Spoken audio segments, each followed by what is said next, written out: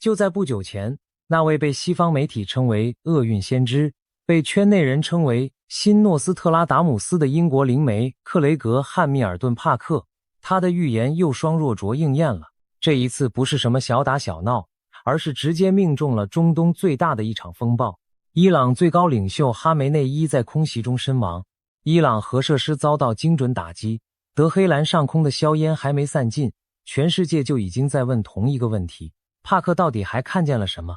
今天这期内容，我们就来把帕克近期最炸裂的几个预言一次说清楚。从伊朗战争的结束时间点，到一位穿西装的领袖即将现身德黑兰，从日本可能拥有核武器到所谓东方铁娘子的崛起，再到2029年那颗名叫混沌之神的小行星是否会撞上地球，这些预言串在一起，似乎在描绘一幅人类即将进入全新时代的巨大图景。准备好了吗？那我们开始。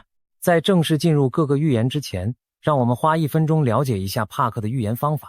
他最常使用的是他所说的宿命通和预知梦，就是在恍惚状态或梦境中看到某些景象。有些景象非常具体，比如地名和时间，有些则是象征性的，需要他进一步解读。除此之外，他大量依赖印度的纳迪占星术，那是一套据说有2000年历史的棕榈叶手稿，由古代印度圣者书写，记录住个人和世界的命运走向。帕克和妻子珍多次前往印度，亲自研究这些古卷，并把过程拍成了纪录片。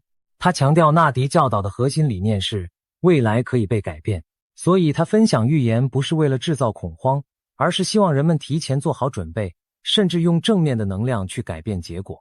好了，带着这个背景，我们进入正题。先说伊朗，帕克其实早在2025年底就反复提醒过，2026年3月将是中东的关键节点。他当时的原话大意是，我们会看到非常精准的打击，不仅仅针对伊朗的领导层，还会瞄准剩余的核设施，因为这些设施绝对不能留下。他还特别强调，这不会是地面部队入侵，而是空袭加上迅速撤离，把结果留给伊朗人民自己去决定。他的原话是，我不感觉会有地面部队介入，而是空中打击和快速行动。当时很多人听完摇摇头，觉得他又在危言耸听。毕竟，关于对伊朗动武这件事，国际社会说了那么多年，核谈判也来来回回搞了好几轮，一直也没真正动手。但帕克不为所动，他坚持说他在灵视中看到了黄色和红色的旗帜，一头狮子在伊朗上空翱翔，这些意象非常清晰，而且反复出现。他说他对自己这次的判断非常有信心。那现实是怎么回事呢？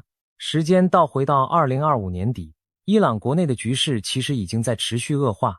伊朗的国家货币里亚尔暴跌到历史新低，通货膨胀让普通人连基本的面包和鸡蛋都买不起。国际制裁像一张巨网一样把伊朗的经济越勒越紧。人民的怒火终于在12月底爆发了。从德黑兰到伊斯法罕，从设拉子到塔布里兹，大规模的街头抗议在全国各地如野火般蔓延。抗议者不仅仅在喊经济口号，他们开始直接挑战政权的合法性。有人焚烧最高领袖的画像，有人挥舞着伊斯兰革命之前的旧国旗，那面带有狮子和太阳图案的波斯帝国旗帜。政权的回应一如既往，暴力镇压，革命卫队出动了，安全部队出动了，大规模的逮捕和枪杀开始了。据不同来源估计，这一轮镇压中死亡人数从7000到3万不等，具体数字至今无法确认，因为伊朗政权严格封锁了信息。就在这个时候，美国总统川普在1月份直接在社交媒体上喊话伊朗抗议者，继续抗议，接管你们的机构，援助正在路上。这番话在当时被不少评论员视为空洞的外交辞令，毕竟援助正在路上，这种话在国际政治中听过太多次了。但后来发生的事情证明，川普这次是认真的。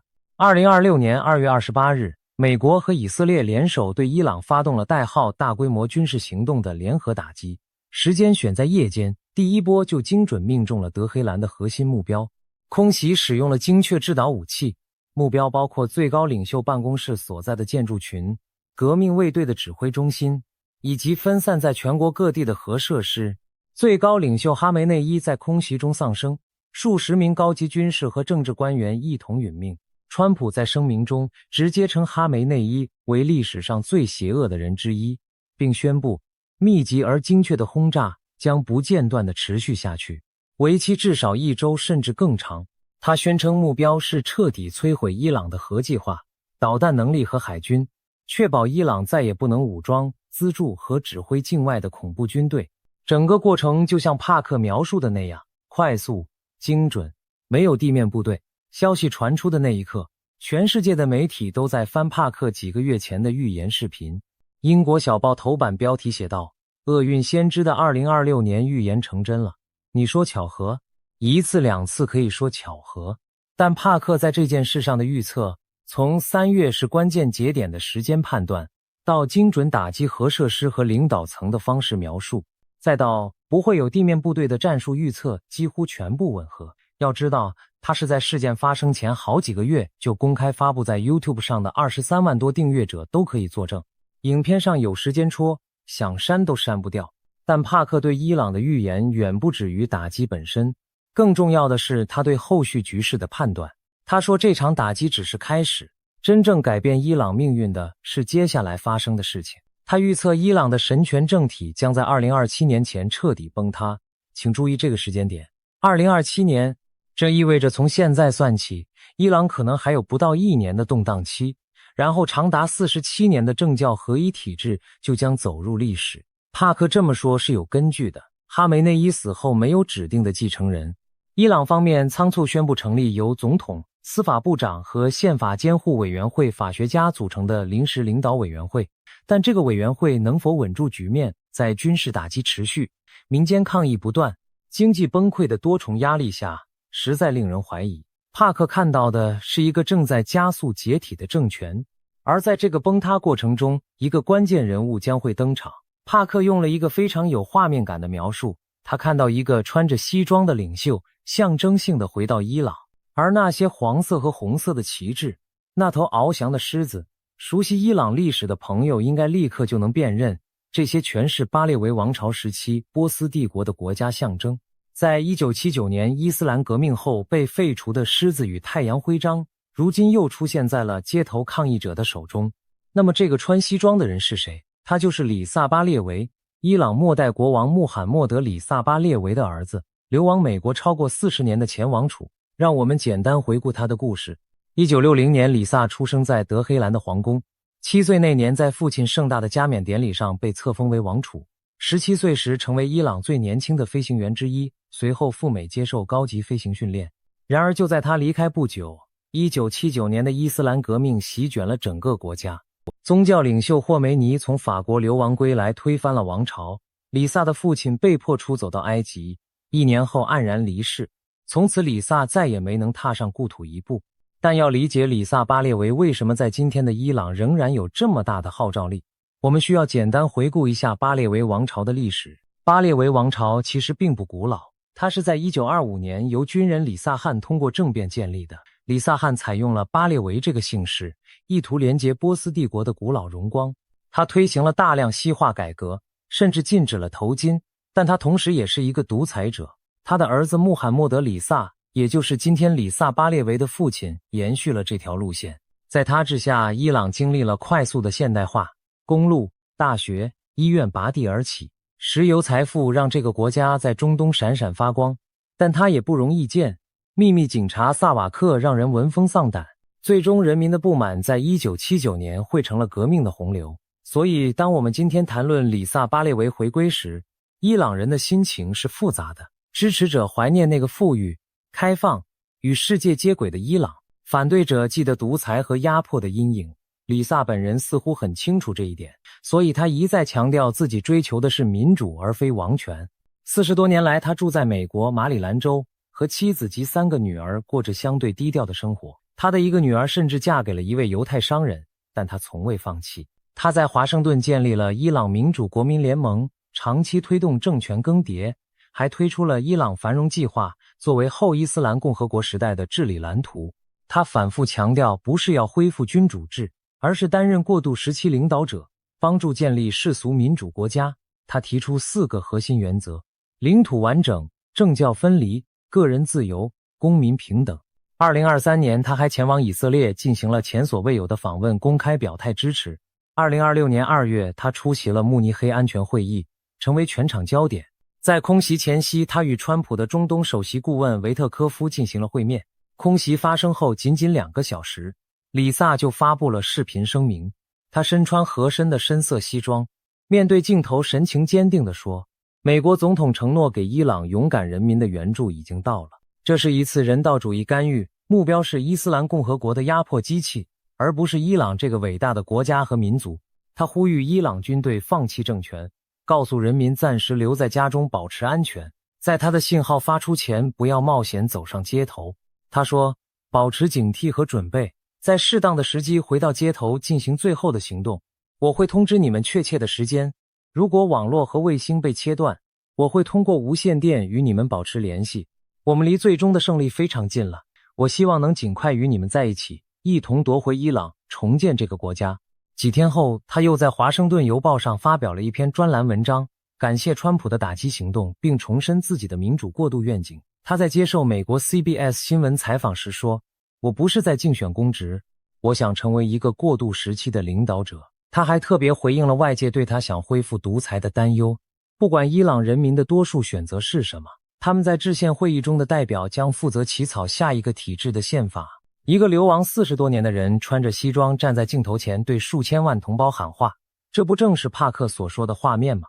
但他能否真正回到伊朗掌权仍是未知数。荷兰民调专家阿马尔马利基进行的大样本调查显示，约1/3伊朗人支持他，1/3强烈反对。竞争对手也不少，最强的是人民圣战者组织的拉贾维。他在空袭后马上公布了自己的10点过渡计划。伊朗反对派内部的争夺异常激烈，帕克对此有清醒认识。革命并不总是带来人们希望的结果，有时更糟糕的政权会趁机上台。我不是说伊朗一定会这样，但这是一个风险。这种冷静的风险提示，恰恰是帕克与那些只会制造恐慌的人的区别。帕克还预测行动可能扩展到也门，整个过程会迅速升级，然后迅速停止，一记猛击后迅速撤离，把结果留给人民。他看到一个新的伊朗，一个拥有自由和女性权利的伊朗，而且他早就预测了哈梅内伊的死亡，这也是被验证了的。看到这里，你不得不承认，帕克对伊朗局势的预判几乎就像是提前读了剧本一样。但在我们转向下一个话题之前，让我们再看看伊朗局势中一些帕克可能没有预料到的复杂性。哈梅内伊死后，伊朗面临的不仅是领导人的空缺，而是整个体制的合法性危机。伊朗的最高领袖不仅是政治领袖，更是宗教领袖。他的权威来自于伊斯兰教什叶派的法基赫监护理论，也就是说，一个最高宗教学者有权代替隐遁的第12任伊玛目统治国家。这个位置不是简单的找个人填上就行的，他需要宗教学者群体的认可，需要革命卫队的效忠，需要庞大官僚体系的配合。在外部打击和内部抗议的双重压力下，这个复杂的权力网络正在以前所未有的速度瓦解。有分析人士指出，伊朗可能进入一段无人有效掌权的真空期，各方势力在混乱中争夺主导权，这恰恰是帕克预言中把结果留给伊朗人民那句话所暗示的情境。另一个值得注意的细节是，帕克早就预测了伊朗女性在这场变革中将扮演核心角色。他提到新伊朗将是一个拥有自由和女性权利的国家，这让人想起2022年的女性、生命、自由运动。那场由年轻女性玛莎·阿米尼之死引发的抗议浪潮，虽然被暴力镇压，但从未真正平息。它像地下火一样持续燃烧，最终在2025年底与经济抗议河流汇成了更大的洪水。帕克看到的新伊朗，正是这些勇敢女性用生命和自由争取来的未来。好了，说完中东，我们把目光转向东方。帕克对亚太地区的预言同样令人震惊，而且涉及我们身边的国家。首先是日本，帕克早在2015年出版的《宇宙的讯息》一书中就埋下了一个不安的种子。他提到，根据印度纳迪占星术的启示，他将警告世界一个国家被巨大气体云完全笼罩的事件。当时没几个人注意，但后来他通过进一步的灵性解读，逐步把地点锁定为日本北部时间在2026年8月前后。他的原话大意是，在一次纳迪解读中，灵界告诉我，有一个国家将被气体云完全吞没。最近的进一步信息确认日本是最可能的地点，时间大约在8月，位置在北部地区。帕克不确定这是天灾还是人祸，他最初推测是海底火山大爆发。日本列岛坐落在太平洋火环带上，这是一条环绕太平洋盆地的巨大地震带和火山带，全球大约 75% 的活火山都位于这条带上。日本周边的海底火山数量惊人，历史上的几次大规模喷发都曾释放出巨量有毒气体。帕克觉得他看到的可能就是这类事件的升级版。他在2024年时还提到过，他在灵视中看到日本外海有巨大的黑色蘑菇云。他说他在预测俄乌战争和新冠疫情时也在相关地区看到了黑云，所以黑云应该预示着某种重大事件。他认为太平洋板块可能在震动，影响范围不仅限于日本，还可能波及夏威夷、美国西海岸甚至墨西哥。但帕克随后提出了一个更令人不安的可能。他问，有没有可能是某种炸弹被用来加剧火山活动？如果是那样，这就意味着一种隐蔽的攻击形式。想象一下，在一个火山活动本就频繁的地区，通过某种技术手段触发或加剧喷发，造成的破坏看起来完全像天灾。外界可能永远分不清那到底是自然现象还是精心策划的攻击。这听起来像科幻小说，但帕克认为在当今的地缘政治环境下，这种可能性不能排除。为什么他要把日本和攻击联系在一起？因为帕克在多次预测中提到日本将获得核武器和核防御能力，这个判断有其现实基础。日本的防卫预算正以历史性速度增长，已经突破了战后长期维持的 GDP 1% 的军费天花板。日本正在购买远程巡航导弹，建造能搭载隐形战斗机的准航母，并且与美国的军事一体化达到了前所未有的程度。在核武方面，日本拥有全世界最先进的核电技术和大量的钚元素库存。专家们普遍认为，如果日本决定制造核武器，从技术上讲可能只需要几个月。帕克认为，在亚太安全局势持续恶化的压力下，日本走上这条路几乎是不可避免的，而中国绝不会坐视一个拥核日本出现在家门口。这就是帕克把日本气体云事件放在地缘政治框架下理解的原因。更令人震惊的是时间线上的精准度。2025年12月4日，帕克在影片中预测台海或中日之间会出现极其惊险的准危机，可能涉及雷达锁定之类的战争彩排事件。仅仅2天后的12月6日，中国辽宁舰就2次以火控雷达锁定日本自卫队战机。火控雷达锁定在军事上的意义是什么？那等于用枪瞄准了你的头，只差扣下扳机。在任何一本军事手册里，这都被视为极度危险的挑衅行为，在某些情况下甚至可以被视为战争行为。这个事件震惊了全球，而帕克在2天前就精准预测了它的性质。预言和现实之间仅隔48小时。预言和现实之间仅隔48小时。如果只是1次2次，你可以说碰巧了，但帕克在不同议题上反复展现这种精准度，你就不得不认真对待了。日本的军事化趋势在2026年已经非常明显。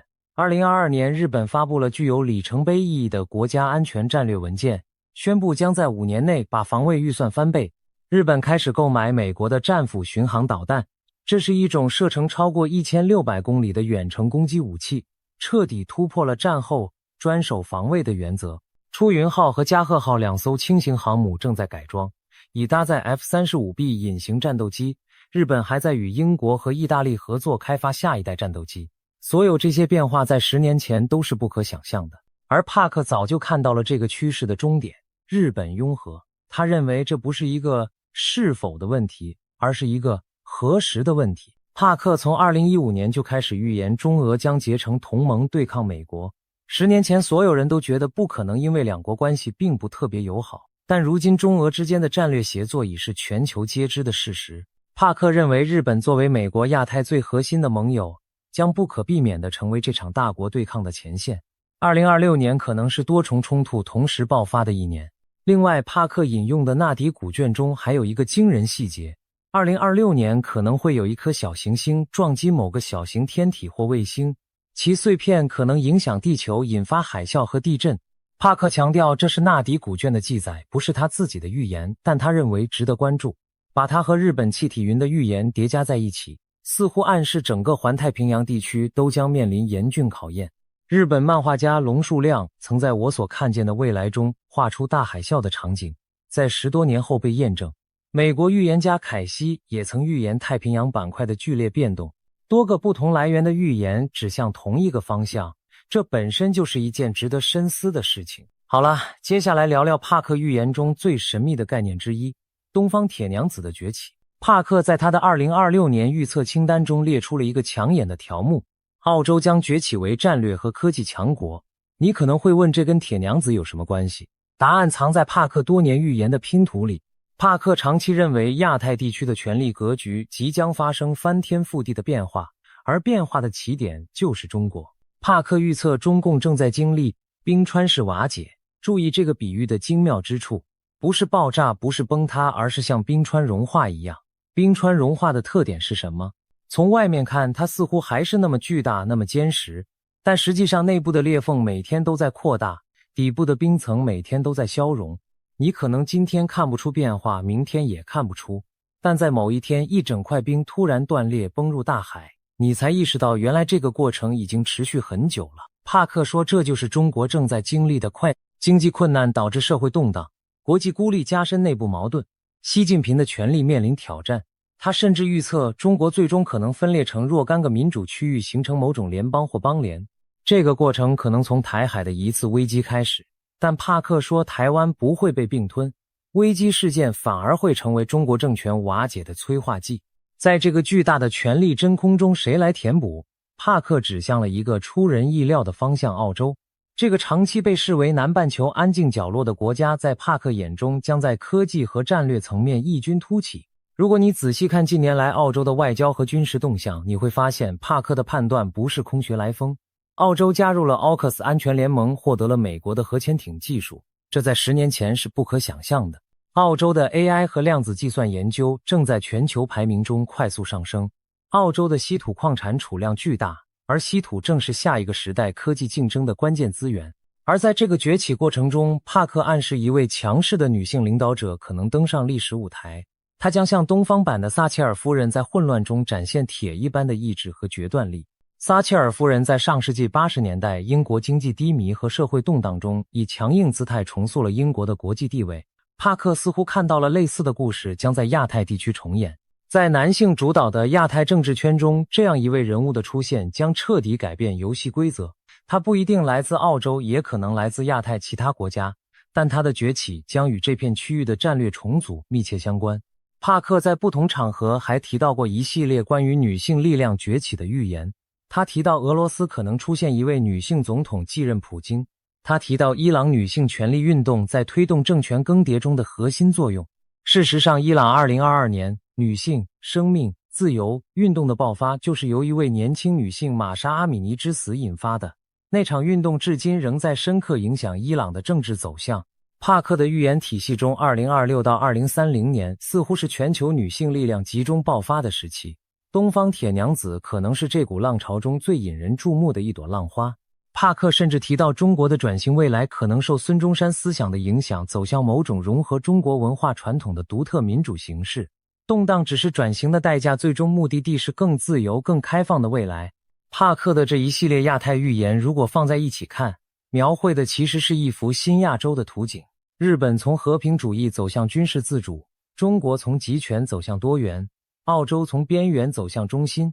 而一位女性领袖的出现将为这个转型注入一种全新的政治能量。有意思的是，回顾历史上的大变革时期，女性领导者往往在最关键的时刻登场。撒切尔夫人在英国衰落期崛起，梅克尔在欧洲危机中成为定海神针，阿德恩在纽西兰用截然不同的领导风格应对了枪击案和疫情。帕克似乎看到了类似的模式将在亚太重现，而2026到2030年的亚太将比以上任何一个时期都更加动荡，也更加充满机遇。好了，现在让我们把目光从地球抬起来望向太空。这是帕克所有预言中最宏大也最具争议的一个章节。他多次提到2029年前后，地球将面临一次来自宇宙的严峻考验，而这个预言与科学界实际追踪的一颗小行星高度吻合。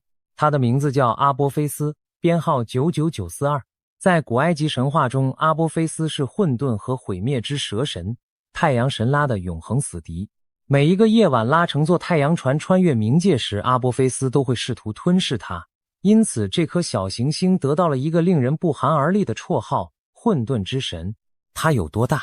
宽约340米，最长轴450米，大概相当于埃菲尔铁塔的高度或者5个美式足球场排成一排的长度。它可能是花生形状，甚至可能是双瓣结构。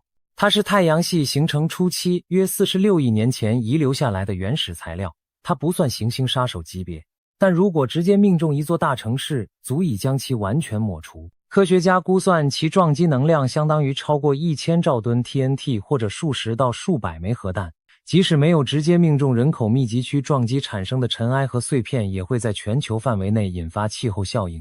2004年它被发现时，科学家们算出它在2029年撞击地球的概率高达 2.7%。 你可能觉得不到 3% 不算什么，但放在天文学的背景下，这个数字已经大得惊人了。它在托里诺撞击危险等级上一度达到4级，是有史以来所有已知小行星的最高纪录。4级的定义是值得天文学家关注的近距离接近。当时整个天文界一片哗然，各大天文台纷纷把望远镜对准了它。后来经过2013年和2021年的多次精密雷达观测，科学家们终于在2021年3月正式宣布，阿波菲斯在未来100年内不会撞击地球。它被从欧洲太空总署的风险清单上正式移除，全球松了一口气。但它绝对不会悄悄路过。2029年4月13日，恰好是一个星期五，这颗混沌之神将以距离地球表面仅约32000公里的距离飞掠而过。32000公里是什么概念？我们头顶上那些电视转播和通讯卫星在地球同步轨道上的高度大约是36000公里。也就是说，阿波菲斯将在我们的卫星群内侧穿过。这是人类有观测记录以来同等大小的小行星最近一次飞掠地球。科学家说，这种事件平均每几千年才发生一次，在有记录的人类历史上几乎可以肯定从未发生过。麻省理工学院的行星科学家在学术会议上估计，届时将有约20亿人能用肉眼在夜空中看到它。从欧洲、非洲到西亚抬头，就能看见一颗约3等星亮度的光点快速划过天际。他说，这将是观看人数超过阿波罗登月4倍的世界事件。想想看，这会是多么壮观而又令人敬畏的经历。但科学家们真的100%放心了吗？2024年，加拿大天文学家维格特发表了一项引人注目的研究。他通过电脑模拟计算了一个极端情境：如果在2029年之前，一颗人类尚未发现的小型陨石碰巧撞击了阿波菲斯，把它的轨道稍微改变一点点呢？模拟结果显示，这种碰撞发生的概率大约是1000万分之一，而即使碰撞真的发生，也只有大约 5% 的方向会把阿波菲斯推向地球，而非推离。所以最终让它撞上地球的概率不到20亿分之一。这个数字当然极低，但问题在于它不是0。而且阿波菲斯目前正运行在靠近太阳的位置，从地球上几乎无法观测。要到2027年它重新出现在我们的望远镜视野中时，科学家才能确认它的轨道是否有任何微小变化。在此之前，我们只能等待。更值得关注的是2029年飞掠本身带来的后续影响。当阿波菲斯以如此近的距离掠过地球时，地球的引力将像一只巨大的手一样拉扯和挤压这颗小行星。朝向地球一侧受到的引力拉扯会比背离地球一侧更强。这种潮汐力可能在小行星表面引发星震和山崩，并且显著改变它的自转方式和速度。飞掠之后，它的绕日轨道也会被拉宽，从阿登类小行星变成阿波罗类小行星。这意味着它未来的轨道将变得更加难以精确预测。欧洲太空总署的 RAMS 任务和美国 NASA 的 OSIRIS-APEX 太空船都已在赶往阿波菲斯的路上，将在2029年前后对它进行近距离观测，让人类对这位混沌之神有更深入的了解。值得一提的是 OSIRIS-APEX 太空船前身是 OSIRIS-REx， 它在2023年成功带回了小行星贝努的样本。现在它被赋予了新的使命，飞向阿波菲斯。到达后，它可能会用推进器搅动阿波菲斯表面的岩石和尘土，让科学家看到表层之下的物质。而欧洲的 Ramses 任务则计划部署2个小型立方卫星，一个绕阿波菲斯飞行，另一个直接注入在它的表面。这将是人类第一次在近距离观测一颗小行星被地球引力蹂躏的全过程。科学家们说，这是一场期末考试，是测试人类行星防御能力的绝佳机会。如果未来某天真的有一颗小行星向地球袭来，我们从阿波菲斯身上学到的知识可能就是拯救人类的关键。帕克对2029年天文事件的态度很有意思，他不是在制造末日恐慌，而是将其放在一个更大的灵性框架中理解。他引用印度纳迪占星术的古老教导，未来是可以被改变的。我分享这些预言的原因之一，就是鼓励人们发出积极的念头、祈祷和观想，以帮助减轻这些事件的影响。他把阿波菲斯的飞掠视为人类的一次集体觉醒时刻。当20亿人同时仰望夜空，看着那颗混沌之神在头顶上方掠过的时候，每个人都会被提醒，我们共同居住在一颗脆弱的蓝色星球上，宇宙比我们想象的更加广大，也更加危险。这种共同的敬畏感可能成为推动人类合作的强大力量。事实上，帕克预言体系中最核心的信息不是灾难本身，而是灾难之后的重生。他在多次解读中反复说，一个旧世界正在崩塌的同时，一个新世界正在崛起。他认为2026年的这些动荡都是一个更大转变的一部分，就像大地震之后会形成新的地貌一样，这些社会和政治的地震最终会催生一个全新的世界秩序。帕克预测北约将衰退，到2030年左右，一个全新的国际治安机构将从当前联盟的废墟中诞生。他直言联合国已经无涯了几十年，未来的秩序将更加务实，由经历了太多危机而精疲力竭的各国协商建立，不再是某个超级大国主导的单极世界，也不是冷战式的两极对抗，而是一种多中心的基于实际需求的合作框架。在精神层面，帕克和他的灵性研究伙伴描绘了更加宏大的愿景。他们提到动荡之后将出现许多拥有极高心灵觉悟的人，他们不会滥用能力，而是用来帮助世人，带动一场全球觉醒。帕克认为印度将引领这场精神复兴。一位伟大的人物会出现在不同宗教传统中，他有不同的名字，但本质上是同一个人，是黑暗势力的终结者。帕克的预言中，这个人物将带领人类进入一个全新的时代。中东的艺术和文化合作项目将促进历史性的和解，即使是饱经战火的叙利亚，也将在一个名为凤凰计划的项目中重新崛起，把海岸线变成繁荣的度假胜地。帕克反复说，2026年之后，我们将开始看到非常积极的事情在世界上发生，但在那之前，路途仍然崎岖。我们正见证困难时代的最后阶段，一个更好的时代即将到来。当然，我们必须保持客观。帕克并非百发百中，他的维基百科页面很诚实地列出了他的几次重大失误。2020年美国大选，他错误预测川普连任。2024年10月，他预测哈里和梅根会离婚，至今未实现。他对脱欧后英国经济将蓬勃发展的判断与现实不符。2016年共和党初选，他最初看好的是杰布·布希而非川普，甚至他2003年在付费电视节目上与戴安娜王妃灵魂通灵的表演，也因未经王子们同意而遭到严厉批评。这些失误和争议提醒我们，即使是最有名的预言家，也不是全知全能的。预言不是科学，它永远带有不确定性。但不可否认，在一些最关键的预测上，帕克展现了令人不安的准确性。英国脱欧、川普崛起、新冠疫情、俄乌冲突、中俄结盟、伊朗的命运，这些改变世界走向的大事件，帕克都在事前给出了方向性正确的预判。而他最近的伊朗预言，从时间节点到打击方式，再到后续的政权动摇，准确程度更是达到了一个新高度。也许更重要的是，帕克的预言并非孤立。法国16世纪预言家诺查丹马斯的追随者们声称，在他的4行诗中找到了描述2026年冲突的段落。保加利亚盲眼灵媒巴巴万加也预言了2026年东西方之间的冲突升级。耶鲁大学的历史学教授蒋维更是用一套叫做预测历史学的分析框架预言了美伊冲突，并警告这可能演变成消耗战。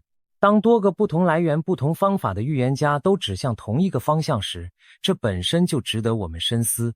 帕克的方法值得一提，除了宿命通和预知梦之外，他大量依赖印度纳迪占星术，那套据说有2000年历史的棕榈叶手稿系统。